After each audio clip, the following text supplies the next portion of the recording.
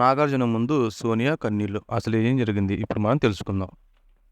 సాధారణంగా big boss weekend ఎపిసోడ్లలో ఆదివారం episode కంటే శనివారం నాటి ఎపిసోడ్కి హైప్ ఎక్కువ ఉంటుంది. ఆ ఎపిసోడ్లో నాగార్జున వచ్చి అందరికీ క్లాసులు పీకేది. ఇక ఆదివారం అంటే సండే ఫండే కాబట్టి పెద్దగా ఇంట్రెస్టింగ్గా ఉండదు. ఎటు ఎలిమినేషన్ ఎవరన్నది ముందే తెలిసిపోతుంది కాబట్టి అదొక కీలక ఘట్టం తప్పితే మిగిలిదంతా నామాత్రంగానే సాగిపోతుంది. అయితే ఈ వారం మాత్రం అంతా ఆదివారం నాటి ఎపిసోడ్ కోసం ఎదురు చూశారు.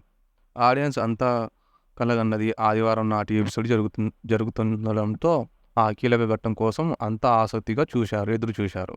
అదే సోనియా ఆకుల ఎలిమినేషన్ కోసం. సరిగ్గా సిచ్యువేషన్కి తగ్గట్టే అబ్బబ్బా తీరిపోయే ఇన్నాళ్ళు కన్న కల అనే సాంగ్తో ఎంట్రీ ఇచ్చాడు నాగార్జున గారు. మరి ఆదివారం నాటి ఎపిసోడ్లో ఎలా సాగింది, ట్విస్టులు ఏంటో చూసేద్దాం. హలో ఆడియన్స్, శనివారం ఎపిసోడ్ అయిపోయిన తర్వాత సోనియా బోలెడంత బాధపడిపోతుందంట. అదేంటో చూద్దాం అని అంతా ఎదురు చూస్తున్నారు.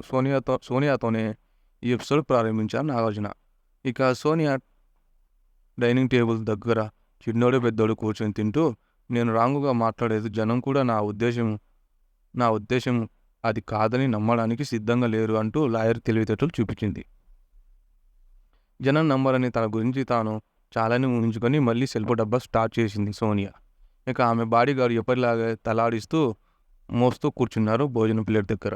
మేము కలిసికట్టుగా గెలవడానికి ఆడాం, అందుకే ఆ నిర్ణయం తీసుకున్నాం అని తాను చేసిన తప్పుని సమర్థించుకుంటూ మాట్లాడింది సోనియా. నేను కూడా అబ్బాయిలా ఏమైనా చేసేసి పోవాలా అని చూస్తున్నా అంటూ ఇండైరెక్ట్గా బిగ్ బాస్ని తిట్టిపోతానని చెప్పింది. సోనియా ఆ మాట అనగానే నిఖిల్కి గుండె ఆగినంత పని అయిపోయింది.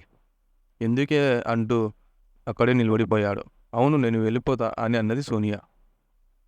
ఆ తర్వాత సోనియా బాధపడితే ముందు బాధపడిపోయే నాగార్జున, ఏమ్మా సోనియా ఫేస్ డల్గా అయిపోయింది, లోపల బాధ ఉండిపోయిందా, చెప్పాలనుకుంటే చెప్పమ్మా అని అడిగాడు.